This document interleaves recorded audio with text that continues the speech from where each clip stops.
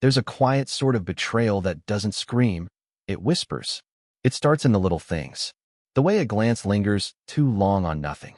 The hollow, "I love you," before bed that doesn't quite reach the eyes. The phone, always face down, like a subtle lockbox between us. I didn't always notice it. At first, it was just another quirk. Some people keep their phones face down because of habit, or privacy, or brightness. I told myself that. Told myself a lot of things, really. That it was just stress. That she was tired. That I was tired. That we were both just too busy, and maybe a weekend away would fix it. But the phone never flipped over. Not even once. Her name is Rachel. We've been married 7 years. We met in the spring, on one of those strange, warm April days that feel like a mistake. She was all sun and wild curls and impulsive laughter. She smelled like citrus and books. I remember that. She spilled her coffee on me, apologized with a flustered charm that could have sold me anything, and by that evening, I was inviting her to dinner. And she said yes, like it was nothing, like I hadn't already built an entire future with her in my head. We moved fast. Too fast, maybe. Engagement in a year, married the next. We bought the house with the big porch she wanted, and I built her the bookshelf wall in the den like I promised. There were plans for children, but never quite the right time. Always next year. Always after this project, or that vacation. But time has a way of slipping. Now, years later, we're just here. In the same house. On the same side of the bed. Eating at the same table, but speaking less and less. Routine replaced passion. Silence filled in the gaps where laughter used to live. I blamed the world. Work. Burnout. The endless exhaustion of adulthood. Never her. Not really. Not until the text. It was a Tuesday night. Nothing special. Rain ticked softly against the windows like a metronome. Rachel was already asleep, curled away from me, her breathing slow and even. Her phone buzzed once. Just once. That familiar vibration on wood. I glanced over. She had forgotten to flip it this time. The screen lit up with the message. "I miss you, love." That was it. 5 words. Ordinary on the surface, utterly explosive underneath. My body went still. Not cold. Not hot. Just still. Like my blood forgot how to move. I didn't pick it up. Not right away. I stared at that glowing rectangle, pulse drumming against my ribs, while her body lay inches from mine. She hadn't stirred. Either she was a deep sleeper, or she was used to those midnight buzzes. I turned to look at her. Rachel looked peaceful. Dreaming, maybe. Or pretending. The message was from A. No full name. Just a single letter, like it belonged to a spy or a ghost. I didn't recognize the tone. "Rachel and I don't talk like that. I miss you, love." We hadn't said miss you in years, and love was now more an obligation than affection. I reached for the phone with a hand that didn't feel like mine. It was locked, of course, but the screen was still lit, and with the right swipe, I could see a preview of the previous message. "Tonight was amazing. Still taste you." I froze. I stared at that second message until the screen faded to black. My hand slowly dropped to my lap. She stirred slightly then, murmuring something incoherent and curling further into the sheets. I sat there, upright in the dark, with my heart cracking like old wood. I didn't know what to do. I thought about waking her up, shouting, demanding, exploding. But instead, I just got out of bed. The hallway was cold. I didn't turn on any lights, just let the moon guide me. I walked downstairs, made coffee I didn't drink, and sat on the edge of the couch with my hands folded neatly in my lap, like I was waiting to be told what to do next. I was numb. I should have felt rage, but there was just this dull throb behind my eyes, like grief. A part of me still hoped it was a misunderstanding. Maybe it was an inside joke, a nickname from an old friend. Maybe A was her cousin Amanda. Maybe, God, I was pathetic. But you don't say "still taste you" to your cousin. The weight of it pressed down on me slowly, like sand filling a room. The betrayal wasn't just physical. It was in the silence. The years of withholding. The emotional drift she never bothered to correct. I thought about all the times I had reached for her in the night, only to feel her pull away. I thought about how, when I brought up date nights, she said we were past all that. I thought about how I had built her a life with my bare hands, and she gave her body to someone else. By the time I heard her footsteps coming down the stairs, morning light was bleeding into the living room. She stood at the edge of the doorway, hair still tousled from sleep, her robe tied in that careless way that used to drive me crazy. "Hey," she said softly, rubbing her eyes. You're up early. I looked at her for a long moment. And then I smiled. Couldn't sleep. She smiled back, walked into the kitchen, completely unaware that the walls of my world had just come crashing down. And in that moment, I made a decision. I wasn't going to confront her yet. I was going to find out everything first. Every detail, every lie. And when the time was right, I'd burn it all down. I didn't say a word about the message. Not that morning. Not that week. It's a strange thing, learning to lie to someone you've shared everything with. I became a ghost in my own life, silent, observant, patient. The man Rachel woke up next to was the same on the outside, but inside, something vital had died. And in its place, something colder was growing. Each morning, I watched her leave for work. Kiss on the cheek.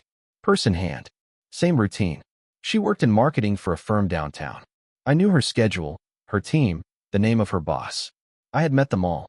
They seemed decent, harmless. But someone in that mix was and I was going to find out who. I started with the obvious, her phone.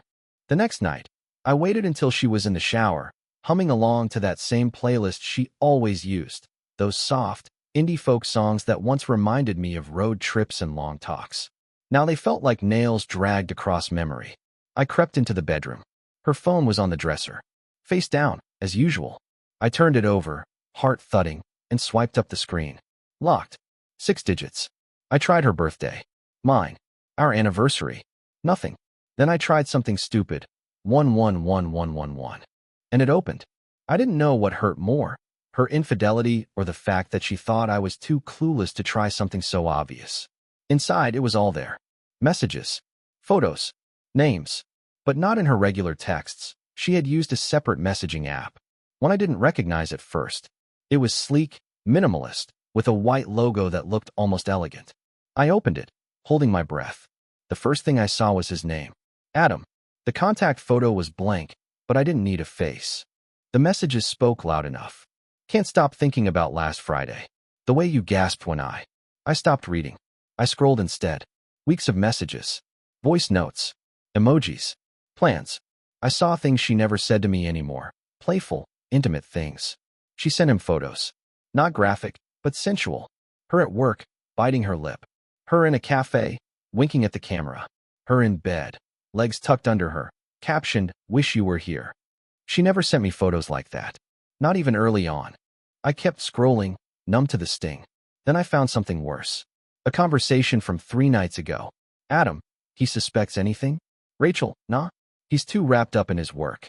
Same old story. Adam, then next week? Rachel, next week. What was happening next week? I locked the phone and placed it exactly as I'd found it. The shower was still running. I moved back to the couch, opened a random app on my phone, and stared blankly at the screen until I heard the water shut off. She came out, wrapped in a towel, skin flushed and glowing. The same body I used to know like a map.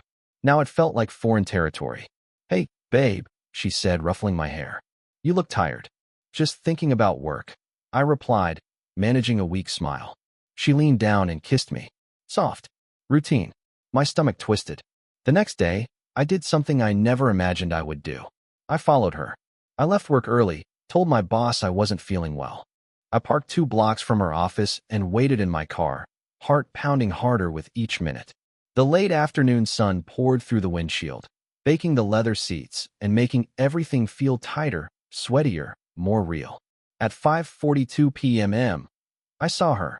She exited the building alone, in her slate gray coat and red scarf, walking with the same brisk purpose I had always admired. But she didn't head to her car. She walked 2 blocks south, then turned into a coffee shop. I waited. 10 minutes passed. Then 15. Then I saw him. Adam. I recognized him from a photo Rachel once showed me, casually, as part of her work crew. He was taller than me, stylish in that smug, effortless way.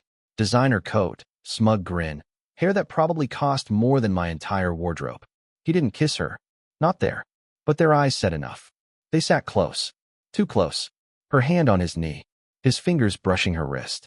They stayed for almost an hour. I took photos. Not for revenge. Not yet. Just proof. Something tangible. Something I could hold in my hands when I started to convince myself I was dreaming all this. When she finally left with him, walking in the direction of his building, I didn't follow. I didn't need to. I already knew where this ended. That night, she came home late. Said the team went for drinks after a long meeting. I just nodded. Didn't ask. Didn't want to see her lie again. Instead, I sat in the dark long after she went to bed, staring at the screen of my phone. Her messages still burned into my retinas. Next week. What were they planning? The idea came slowly, then took root fast. I needed access to more than just her messages. I needed to be in 2 places at once. So, I called someone. A friend I hadn't spoken to in years. A guy I used to room with in college who had a knack for surveillance. The kind of guy who once turned a toaster into a Bluetooth camera for fun. Still doing private tech work? I asked. There was a pause. Then, depends on the job. It's personal, I said. That usually means expensive. I don't care. I told him what I needed. Access to her messaging app. A tracker. Discreet surveillance. He asked no questions. Just gave me a number. I can have it set up by Sunday. Good, I said. Because Sunday was 2 days before next week. And I had a feeling next week was going to break something.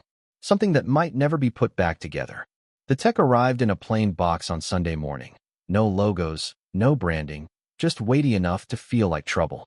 I let it sit on the kitchen counter for almost half an hour before opening it, like I was unsealing something sacred or cursed. Inside, a GPS tracker, a wireless keylogger disguised as a USB charger, and a tiny device no bigger than a pen cap that my friend assured me would record every screen her phone displayed. No wires, no lights, nothing that would betray its presence. I stared at the items as Rachel hummed upstairs, folding laundry. The domestic normalcy of it made me sick. That afternoon, I waited for her to head out to yoga, her mat tucked under her arm, a thermos of lemon water in hand. She kissed my cheek as she passed by and said, "I'll be back in a couple of hours. Don't wait for me to start dinner." I nodded. Then I got to work. It took less than 10 minutes to slide the tracker beneath the bumper of her car, right behind the rear left tire where the camera couldn't catch it. Another 5 minutes to plug in the keylogger in her home office, where she sometimes charged her phone. And the last piece, the one that made me feel like a man walking into his own funeral. I waited until she came back and left her phone on the counter while she showered. It was always the shower. It gave me 10, maybe 15 minutes. Plenty of time. I peeled back the rubber of her phone case, slipped in the sliver-thin recorder, and sealed it shut. It would log every screen, every swipe, every secret. It was wrong. All of it. But if she was going to burn our life down, I wanted to know exactly what she used to light the match. That night, I barely slept. I told her I had a deadline and stayed in the office past midnight. In truth, I watched the real-time feed my friend had set up, hard in my throat. Messages came in from Adam. He sent her a photo of a hotel room, dimly lit with champagne chilling in a bucket. It looked expensive, cold, clinical. Her reply came 20 minutes later. "Can't wait. I want you more every day." Then, I told him I have a conference next week in Denver. He won't suspect a thing. So that was it. She was planning a trip, not to a hotel downtown, not even in the city. She was leaving town. With him. I hadn't heard her mention any conference. But I didn't need to. Her calendar was synced to mine. I opened it. Tuesday through Thursday, marked as Denver, Q3 Marketing Retreat. A complete fabrication. My hands trembled as I stared at her neat little lie. I had paid for those flights. That hotel. She had booked it on our shared credit card, labeled the charges under professional dev. I had nodded along, supportive as ever, while she made plans to cheat on me 3 states away. The next day, I went through the motions. Coffee, small talk, a kiss goodbye. I watched her drive off, her taillights glowing faintly in the early morning haze, and I checked the GPS perfect signal. She really was heading into work, for now. I spent the rest of Monday preparing. I moved money into an account she didn't know about, printed out logs, took screenshots, compiled photos, everything labeled and stored in folders with cold, emotionless names. Affair_proof_01, finance_logs, itinerary_lies. There was a strength in the details, in turning emotion into data, pain into logic. That night, I barely spoke. She was distant, distracted, checking her phone every few minutes, pretending not to smile when she thought I wasn't looking. Excited for the conference? I asked, casually, over dinner. She nodded. It'll be a nice break. Just 2 days, but we've got some workshops lined up. Plus, I'll get to see Amanda from Chicago office. Amanda. Another lie. Amanda had left the company 2 months ago. I remembered because Rachel spent a whole evening venting about how abrupt it was. Good, I said, setting down my fork. You've earned it. She beamed, and I hated how she could still look at me like that. Like I was some lovable idiot. Like I didn't see the truth inked into every word she spoke. By Tuesday morning, she was packed. Black suitcase, business casual outfits, laptop bag, light makeup, lip gloss that I hadn't seen her wear in months. She left with a kiss, a breezy love you, and a wave. I waited 20 minutes before grabbing my own bag. Inside, my laptop, the dossier of evidence, and a hotel reservation of my own. She thought I wouldn't suspect. She thought she had created the perfect lie. But I had already booked a room at the same hotel in Denver. A different floor, a quiet corner, and I was going to watch everything. The flight was uneventful. I kept to myself, rehearsing conversations that would never happen. What I would say, what she would say back, how I would stand tall, unmoved, while her lies shattered on the floor like glass. I arrived 2 hours after her, checked in under a different name, found my room, closed the blinds, sat in silence, waiting for the ping. The tracker showed her at the hotel. Room 1206. Mine was 909. For the first time since this began, I hesitated. I could walk up there, confront them, end it. Or I could wait. I needed to see it. As much as it would destroy me, I needed proof. Not just for court. Not just for revenge. For me. To bury the last ounce of hope still clinging to my ribs. At 8:15 p.m., I saw the screen recording from her phone upload to my drive. She was recording a video. I opened it with trembling hands. There she was, Rachel, in a hotel robe, hair tousled, cheeks flushed, smiling. Wish you were here already, she said, into the camera. But I have a surprise waiting. She held up something off screen. Lingerie, black, lacy. I'll be wearing this when you walk in. Doors open. She blew a kiss and stopped recording. I closed the video and stared at my reflection in the dark screen for a long time. Then I stood, straightened my shirt, and grabbed the hotel keycard. I was done being a ghost. It was time to walk into the fire. The elevator ride to the 12th floor was the longest 60 seconds of my life. There's a particular kind of silence that fills those narrow metal boxes. A hum, a faint flicker of fluorescent lights, the mechanical click of ascending numbers. I stood there alone, gripping the hotel keycard so tightly the edge bit into my palm. My heart wasn't pounding anymore. It had settled into something worse, a steady, icy rhythm. Focused. Final. Floor 10. 11. 12. The doors slid open with a whisper. The hallway was carpeted in soft gray with dim lighting and gold-trimmed room numbers. Everything smelled of expensive nothingness. Air freshener designed to remind you of comfort. The kind of place where people came to pretend, to vanish. I walked slowly, counting down the doors. 1201. 1203. 1206. There it was. I didn't knock. I didn't hesitate. I slid the card through the lock and waited for the soft click of surrender. Inside, the room was warm, quiet, and smelled faintly of perfume, hers. Rachel. She didn't hear me at first. She was by the window, back turned, wearing the lingerie from the video, black lace clinging to her in all the ways that used to be for me. She was on the phone, voice light and intimate, almost girlish. I told you the robe would be off by the time you got here, she laughed. Then she turned. Her smile froze mid-breath. The silence that followed was volcanic. Mark, she whispered, voice cracking. She dropped the phone. It thudded softly on the carpet. I can explain. I said nothing. Just closed the door behind me and leaned back against it, arms crossed. She moved toward me instinctively, like some buried habit, and stopped halfway, realizing that whatever we were, this wasn't that anymore. You weren't supposed to be here, she said quietly. No, I agreed. I was supposed to be home, trusting you. Her arms wrapped around herself. It's not what you think. I let out a hollow laugh. Rachel, I have screen recordings, audio logs, GPS data. I know more about your affair than you do. Her face paled. How long?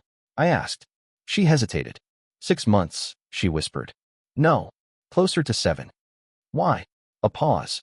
Then, because I felt invisible.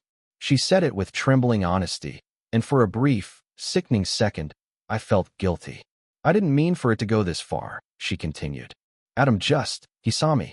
Made me feel wanted again. You've been so distant. Always working, always tired. I was building our life, Rachel. I know, she choked. But I felt like a roommate, not a wife. I looked around the room, 2 champagne flutes, a king-sized bed with rose petals, dimmed lighting. That's a hell of a roommate setup, I said. She opened her mouth, closed it. Her eyes welled, but I didn't believe them. Not now. What was the plan? I asked, stepping further inside. Spend the night here, fly home Thursday. Bring me back a souvenir and a story about networking seminars. She wiped her eyes, trembling. I was going to end it after this. That made me stop. After this. She nodded. One last time. One last goodbye. I needed closure. I stared at her, disbelief crashing into disgust. You needed closure so badly you bought lingerie for it. Her lip quivered. Please, Mark. Don't hate me. I should have hated her. I thought I did. But in that moment, what I felt wasn't hate. It was clarity. This wasn't about Adam. Not really. It was about her need to feel something. Anything. She was addicted to the illusion of passion. And I had become too real, too stable, too solid to keep her entertained. Do you love him? I asked. She hesitated. I don't know. Wrong answer. A knock at the door. We both froze.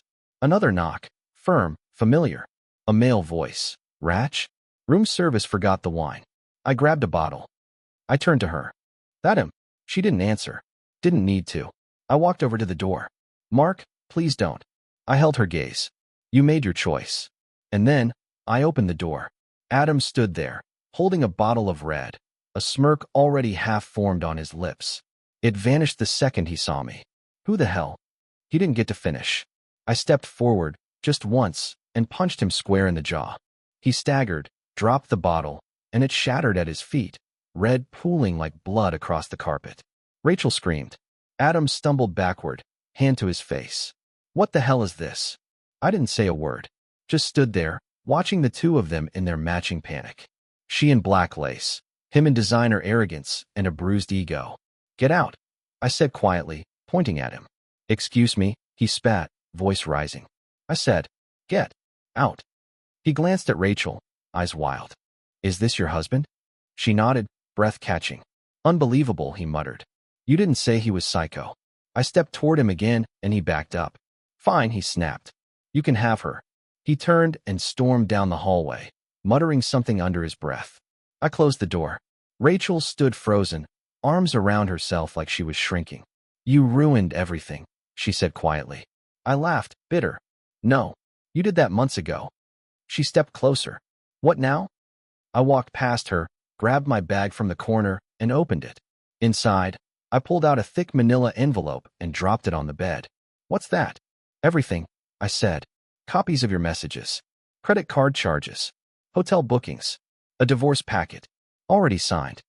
She sank onto the bed. I didn't think you'd. I thought you'd scream, or leave, or... You thought I'd do what I always do. I interrupted. Forgive. Swallow it. Move on. Not this time. The room fell silent. I loved you, I said finally. God help me, I still might. But I can't love someone who treats me like this. She opened her mouth, but the words didn't come. I looked at her one last time. She was still beautiful. Still the same woman I met in that bookstore years ago. But she wasn't mine anymore. Maybe she never had been. I walked to the door, hand on the handle. Mark, wait. Please. I turned back and said something I never imagined I'd say to her. Goodbye, Rachel. Then I opened the door, stepped into the hallway, and found 2 police officers standing there. Mark Tellers, the taller one asked, eyes narrowing. Yes. We need you to come with us, sir. My blood ran cold. What is this about? Sir, you're being investigated for unlawful surveillance and stalking. We received a report of a domestic abuse threat connected to this hotel room. I turned to Rachel. Her face was pale, her eyes wide, but she didn't say a word. The police didn't cuff me. Not at first. They were professional, almost apologetic. But the words stalking and unlawful surveillance hung in the air like a bad smell, contaminating everything. I tried to speak, rationally, calmly, but it didn't matter. One of them stayed with me while the other stepped inside the room to speak with Rachel. I watched through the slightly cracked door as she cried. Convincingly. Desperately. She said you installed devices. The officer outside told me that you've been tracking her movements, monitoring her phone, and following her across state lines. I almost laughed. She's cheating on me, I said instead, voice steady. I have proof. Messages. Recordings. She lied about this trip, about everything. He raised a hand. Look, sir, you'll have your chance to explain. But right now, we're just doing our job. It was surreal, being escorted down a hallway of rose-patterned carpet, through a lobby I had walked through hours earlier as a husband on a mission, now a man under investigation. They didn't book me. They took me to a precinct, asked me questions in a beige room that smelled like coffee and old paper. I gave them my phone, showed them the folders, the call logs, the messages. I explained how I knew the truth long before I ever followed her to Denver. How I didn't break in. How I had a key card, because we were married. Because I had paid for the hotel room she booked for her affair. They listened. One of them took notes. The other just nodded a lot, I scanning the data. Eventually, they released me. No charges filed. Not yet, anyway. She claims you planted a recording device on her phone, one of them said. That's where things get murky. I nodded. I didn't deny it. You might be okay, he added. Given the marriage, shared devices, and the fact that the device doesn't seem to have been used for anything beyond exposing infidelity. But I knew what he wasn't saying. You stepped over a line. Even if morally justified, I had still broken trust. Crossed into gray areas I swore I never would. And yet, I didn't regret it. Back at the hotel, my key card no longer worked. I gathered what I had left, my laptop bag, the envelope of evidence, my pride, and checked into a different place. Smaller. Cheaper. No champagne in sight. That night, I didn't sleep. I stared at the ceiling fan as it spun, and I let it all wash over me. 7 years of marriage. 7 months of lies. One text that had burned the house down. By morning, my phone had blown up. Calls from Rachel. Voicemails. Messages. All deleted without listening. She sent one final text before I blocked her. Please come home. We can fix this. I'm sorry. I panicked. I didn't mean to get them involved. It was over. We both knew it. But she still clung to the wreckage, like if she could find the right combination of words, she could rebuild the life she demolished. I filed for divorce the following week. My lawyer was clinical, efficient. I handed over the evidence. He raised an eyebrow at the level of detail, but didn't ask questions. She won't win this, he said flatly. Not with this. Still, Rachel fought it. First came the silence. Then the guilt-tripping. Then the bargaining. Messages through friends. Packages left on my porch. A framed photo of us on our honeymoon. Left upside down. Like even she couldn't bear to face it. Then came the threats. You'll regret this. I'll take the house. You made me do this. She even tried to leak my surveillance to her lawyer, spinning a narrative about control and emotional manipulation. But it didn't stick. Not when the timeline of her lies was so clear. Not when the devices were passive and untouched until the moment I confronted her. In the end, the judge saw the truth. No alimony. No house. She got what she packed. I kept everything else. The night the papers were finalized, I stood in the doorway of the house we once called home, and I didn't feel triumph. Just stillness. There's no victory in being right about betrayal. Just the absence of doubt. The cold comfort of clarity. I sold the house 2 months later. Moved into a small apartment across town. Nothing fancy, but it was mine. Unshared. Honest. I bought new furniture. Learned to cook. Found myself reaching for 2 plates, sometimes before remembering I didn't need to. Some nights were hard. Not because I missed her, but because I missed the version of me that still believed in her. In us. That man was gone now. He didn't die. He just changed. He learned to watch more closely. To listen when things go quiet. To trust instinct more than words. I started running again. Picked up photography. Rediscovered the peace of early mornings. Coffee in hand. No lies buzzing on the nightstand. Months passed. Eventually, the nightmares stopped. One day, I received a letter. Handwritten. No return address. The handwriting was hers. Inside, a single sentence. You were always more than I deserved. I didn't smile. Didn't cry. Just folded it in half, placed it in the drawer beside my bed, and closed it. Not as a keepsake, but as a reminder. Sometimes, love doesn't rot in one big betrayal. Sometimes, it decays slowly, buried beneath small secrets, unanswered questions, and midnight texts. And when it dies, you don't rebuild it. You bury it deep, plant something new, and pray it grows different. This time it will.